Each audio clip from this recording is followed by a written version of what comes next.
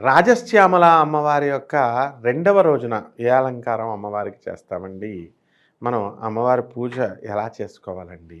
అంటే ఏ రోజుకి ఆ రోజేనండి. ఒకరోజు మనం కలశం పెట్టుకోవాలా? రాజశ్యామల అమ్మవారంటే మాతంగి అమ్మవారు. అంటే మనకి ఋషులు ఉన్నారు గదండీ!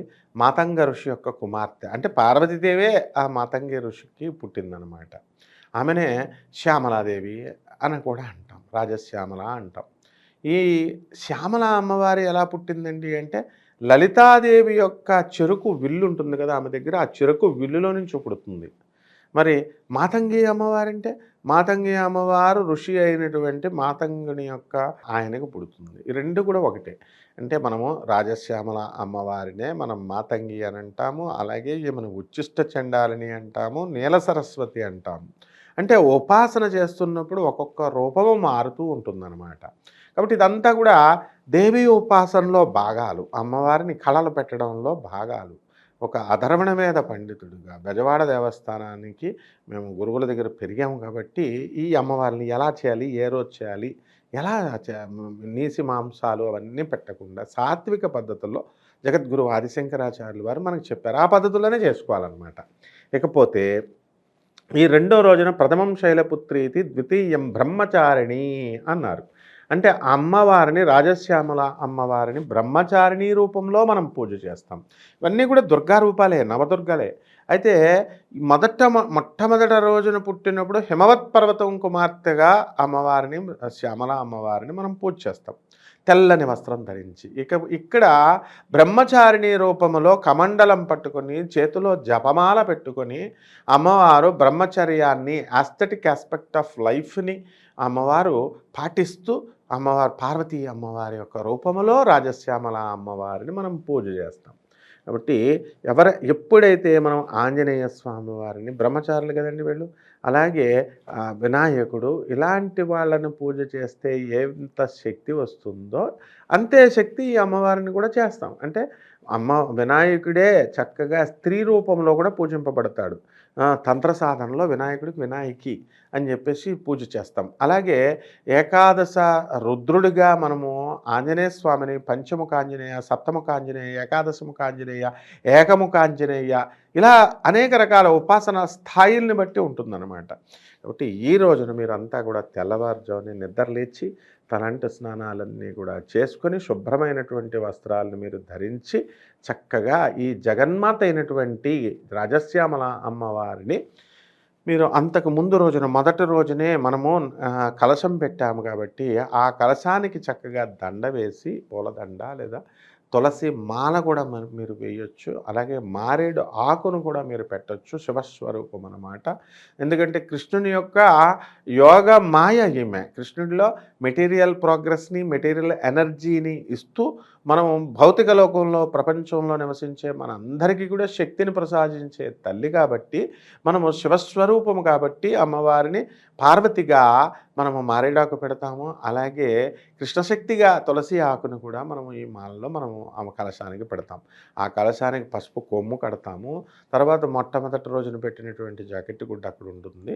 తర్వాత రెండవ రోజున చక్కగా దద్దోజనం పెట్టండి. ఇంకొక 2 గాజులు ఆకుపచ్చ రంగు ఉన్నటువంటి గాజుల్ని ఈ అమ్మవారికి పెట్టండి. పసుపు కొమ్మ, చిన్న పసుపు వినాయకుడిని ఏ రోజుకి ఆ రోజు పసుపు వినాయకుడిని తయారు చేసి వినాయకుడిని పూజ చేయొచ్చు. లేకపోతే మొట్టమొదటి రోజునే వినాయకుడిని తయారు చేసుకొని పెట్టుకున్నది మిగతా రోజుల్లో చేసుకోవచ్చు. తమలపాకులతో, ఎండు ఖర్జూరాన్ని, పసుపు కొమ్ముతో మనము పుష్పాన్ని, రూపాయి బిళ్ళని అక్కడ అమ్మవారి దగ్గర పెట్టి వినాయకుడి దగ్గర, ఆ తర్వాత అమ్మవారికి కూడా కలశానికి పెట్టి మనం చేయొచ్చు. పసుపు కొమ్మని చక్కగా పసుపు తాడుని తయారు చేసి అమ్మవారికి కట్టి మనం చేయొచ్చు. అమ్మవారి యొక్క పటాన్ని తీసుకోండి. మీరు నీల సరస్వతి అమ్మవారి యొక్క పటాన్ని తీసుకుని అమ్మవారికి నీల సరస్వతికి కుంకుమార్చన చేయాలి. పసుపు కుంకుమాన్ని కూడా అమ్మవారికి సమర్పించవచ్చు.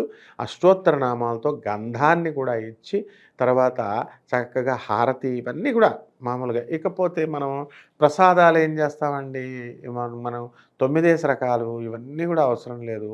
అరటిపళ్ళు మీరు నివేదన చేయండి. దద్దోజనాన్ని మీరు నివేదన చేయండి. చతుర్భుజే చంద్రకళావతంసే కుచోన్నతే కుంకుమరాగశోణే పుండ్రేక్షు పాశాంకుశ పుష్పబాణహస్తే నమస్తే జగదేకమాతః అంటూ అమ్మవారికి చక్కగా మీరు ఈ యొక్క బ్రహ్మచారిణి అమ్మవారికి పూజ చేస్తూ ఉండండి. ఈ విధంగా మీరు పూజ చేసినప్పుడు ఆ జగజ్జనని అయినటువంటి ఆ తల్లి విశుద్ధ చక్రానికి అధిపతి కాబట్టి మనకి బుద్ధిర్బలాన్ని ఇస్తుంది. ఓం సర్వచైతన్య రూపాం తాం ఆద్యాం విద్యాం చ ధీమహి బుద్ధిం యోనః ప్రచోదయాత్. బుద్ధిబలాన్ని ఇస్తుంది. బుద్ధి అంటే మనము వాక్కునిస్తుంది, స్పీచ్. ఆ తర్వాత మొట్టమొదట జ్ఞానాన్ని వినేటప్పుడు వినే గుణం చాలామందికి ఉండదండి. శిష్యుడికి కావాల్సింది మొట్టమొదటగా వినేటటువంటి గుణం ఉండాలి. కాబట్టి ఆ వినేటటువంటి గుణాన్ని ఆ జగన్మాత మనకిస్తుంది. ఇచ్చిన తర్వాత తద్వారా మన బుద్ధిని సరైనటువంటి మార్గాల వైపు ప్రేరేపిస్తుంది. ఆ బుద్ధిని ఆ చెప్పినటువంటి ఆ జ్ఞానాన్ని ఆకలింపజేసుకునేటటువంటి శక్తిని అమ్మవారికి మనకు ప్రసాదించి ఆ తర్వాత మనలో ఉన్నటువంటి బుద్ధిర్బలాన్ని పెంచుతూ ఉంటుంది. It enhances the wisdom. ఆ తర్వాత ఆ విజ్డమ్ నుంచి నాలెడ్జ్గా తయారయ్యి మనము వి విల్ అక్వైర్ నాలెడ్జ్ అనమాట. కాబట్టి చక్కగా దేవి ఉపాసన చేసేటటువంటి వాళ్ళు నేను చాలామందిని చూశాను. మేము అది చదువుతో సంబంధం ఉండదనమాట. రాజమండ్రిలో మాడా నాగలింగం గారని ఉండేవారు. ఆయన పాపం 5వ క్లాస్ కూడా చదువుకోలేదు. లలితా సహస్రం మామూలుగా చదువుకుంటూ కుంకుమార్చన చేసేవారు. మిగతా పండితులంతా కూడా మా గురువుగారు పురాణ పండిత రాధాకృష్ణమూర్తి గారు, ఆయన ద్విసహస్రాలు త్రిభాషా ప్రవీణులు, ద్విసహస్ర అవధానులు గరికపాటి నరసింహారావు గారు, వీళ్ళందరూ కూడా కలిసేవారు. వీళ్ళు పండితులు కదా, మరి వీళ్ళకి ఎక్కువ శక్తి ఇచ్చి ఆయనకి తక్కువ శక్తి ఇచ్చిందా? కాదు. కాబట్టి మరి ఈ ఉపాసన అంతా అయిన తర్వాత మాడా నాగలింగం గారు కూడా ఆయన ఉపన్యాసాలు చెప్పేటప్పుడు అద్భుతంగా చెప్పేవారు. రాజమండ్రి దేవి చౌక్లో ఉండేవారు వారు. అంటే ఈ విధంగా మనం చదువుతో సంబంధం లేదు, నాకు చదువు లేదు అని బాధపడాల్సినటువంటి అవసరం లేదు. జగన్మాత అయినటువంటి రాజశ్యామల అమ్మవారిని మీరు లలిత అష్టోత్తరంతో చదువుకోండి. కాకపోతే ఏంటంటే మీరు చక్కగా అల్టిమేట్ సరెండరెన్స్ ఇవ్వాలి. తర్వాత కంప్లీట్ సరెండర్ అవ్వాలి. టోటల్ సరెండరెన్స్ చూపించాలి. నిస్వార్థంగా ఈ యొక్క మనకు అమ్మవారి శక్తులు వచ్చినాయండి, నాకు శక్తులు వచ్చినాయండి అంటారు. అమ్మవారు ఖచ్చితంగా శక్తులు ఇస్తుంది. కానీ నాకు శక్తులు వచ్చినాయి అనేటటువంటి వాళ్ళకి మాత్రం అమ్మవారు ఒక్క శక్తి కూడా ఇవ్వదు. కాబట్టి ఇవన్నీ కూడా పరోపకారాల కోసం చేయాలి. అమ్మవారు మనకు విశుద్ధ చక్రాన్ని యాక్టివేట్ చేసి ఇస్తుంది, మనకు విజ్డమ్ని ఇస్తుంది.